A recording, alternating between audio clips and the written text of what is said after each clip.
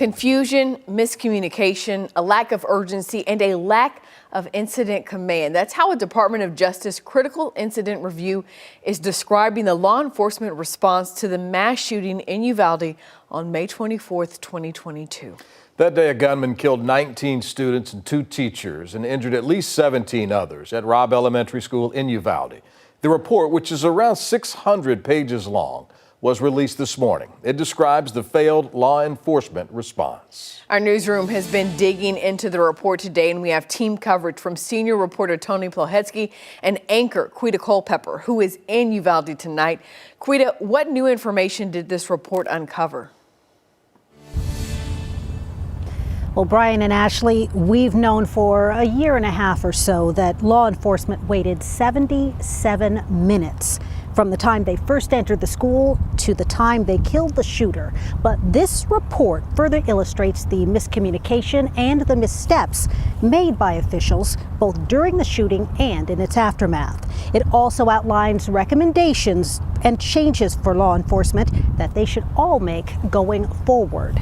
Now, this report says the single most critical tactical failure in the incident response was that officers, including leadership on the scene, treated the incident as a barricaded subject situation instead of recognizing it as an active shooter scenario. It says officers should have, quote, moved and pushed forward immediately and continuously toward the threat until the room was entered and the threat was eliminated, end quote. The report also says many officers who were not the first to arrive on scene got inaccurate information, leading them to believe the shooter was already dead or that Uvalde CISD police chief was in the room with the shooter. Officials also focused their attention on finding keys to get into classrooms, getting additional SWAT equipment, and evacuating nearby classrooms. The Department of Justice says officers responding to active shooter incidents must be prepared to approach the threat using just the tools they have with them, even if it's just a standard issue firearm. Officers spent more than 40 minutes looking for a key to get into the classroom where the shooter was. But the DOJ report concluded that the door they were trying to unlock was already unlocked, given that the shooter had gained entry through the door and it was unlikely that he locked it after entering the room. The report says throughout the time officers were in the building, the shooter fired off 45 rounds. U.S. Attorney General Merrick Garland was in Uvalde today and repeatedly called this response a failure. The law enforcement response at Robb Elementary School on May 24, 2022, and in the hours and days after, was a failure that should not have happened. We hope to honor the victims and the survivors by working together to try to prevent anything like this from ever happening again, here or anywhere. Now, in the aftermath of the shooting, the death notification process was described as chaotic. Some families received incorrect information, which made them believe their loved ones had survived when they had not. And others were notified of the deaths of their family members by people who were not trained to deliver such devastating news. Now, again, this report is about 600 pages long. It's a painstakingly detailed, down-to-the-minute outline of what was done and what went wrong during this tragedy. Now, the families of the victims say they do appreciate the transparency and that the federal government took the time to show step by step how this tragedy unfolded. But some of the victims' families say they really didn't need this report. And why didn't they need it? Well, because they were there that day. They were outside of the school waiting for hours, hoping, wishing, praying that their loved ones were still alive. And many of the parents who were out here today say this report shows without a shadow of a doubt, law enforcement failed their children in a way that cannot be denied. I hope that the failures end today and that local officials do what wasn't done that day, do right by the victims and survivors of Robb Elementary, terminations, criminal prosecutions. And our state and federal government enact sensible gun laws because Robb Elementary began the day an 18-year-old was allowed to purchase an AR-15. No. And as you just heard, many of the families out here today had questions about how the shooter, who had just turned 18 years old, was able to buy 2 guns and have rounds of ammunition delivered to their home. They're also angry that the Uvalde County District Attorney hasn't moved forward with the ongoing investigation into police response to this tragedy. Brian, Ashley.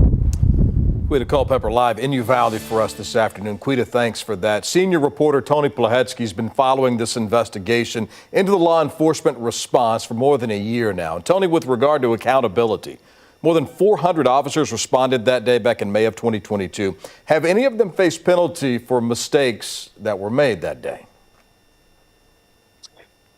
Brian, some have been fired, a few have been suspended, some have resigned in the aftermath of what happened in Uvalde. But in terms of any sort of criminal charges, that has not come. The Uvalde County District Attorney, Christina Busby Mitchell, has said that she is continuing an investigation that she may present to a grand jury for possible criminal charges. But as it stands right now, only about 10 officers who were at the scene that day are no longer working for the law enforcement agencies they were working for at the time.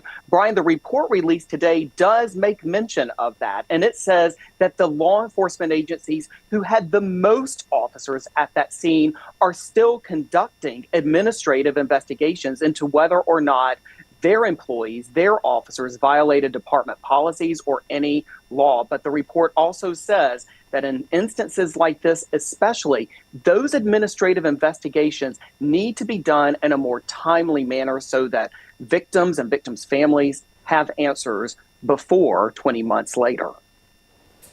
Tony, the report, as we've mentioned, is nearly 600 pages long, contains a lot of information, some we knew already, some that's new to us today. What stands out to you about the Department of Justice report?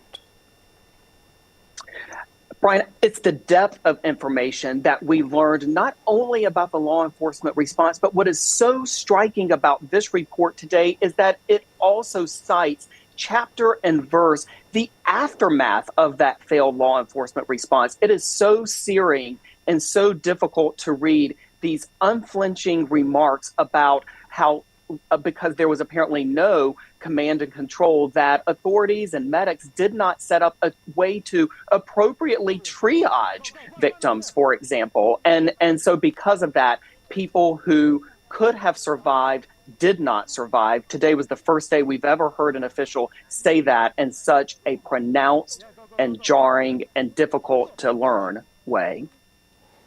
Very difficult for sure. Senior reporter Tony Plahetsky reporting live for us this afternoon. Thank you for your perspective, Tony. Now, within the last 30 minutes or so, Texas DPS released a statement on this report, the Department of Justice report that was released today. In part, that statement says, quote, as DPS Director Stephen McCraw first stated in the weeks after the shooting, the law enforcement response that day was an abject failure.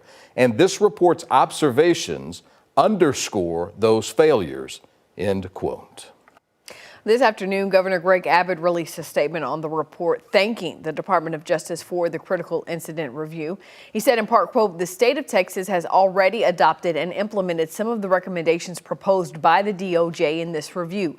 We will continue to evaluate all possible means of making our schools safer, and we will carefully review all other recommendations the department has offered to prevent future tragedies across our state. In a statement today, President Joe Biden reiterated points made in the report about the failed law enforcement response, saying his team will work with the Justice Department and Department of Education to implement policy changes. The president also called on Congress yet again to pass gun safety laws, including universal background checks, a national red flag law, and an assault weapons and high-capacity magazine ban. Now, before any of the findings are listed in that report that was released today, there's a dedication to the victims and survivors of the shooting back in May of 2022. Amid new revelations from the tragic day on May 24th, 2022, we again today remember the victims: Navia Alyssa Bravo, Jacqueline Jackie Casares, McKenna Lee Elrod, Jose Flores Jr., Eliana Ellie Amia Garcia, Irma Linda Garcia, Uzziah Sergio Garcia, Amerijo Garza, Xavier James Lopez, Jace Carmelo Luvanos, Tess Marie Mata, Morada Mathis, Eva Morales, Aletha Haven Ramirez, Annabelle Guadalupe Rodriguez, Maite Yules Rodriguez, Alexandria Lexi Anaya Rubio, Layla Marie Salazar, Jalea Nicole Seguero, Eliana Cruz Torres, and Rogelio Fernandez Torres.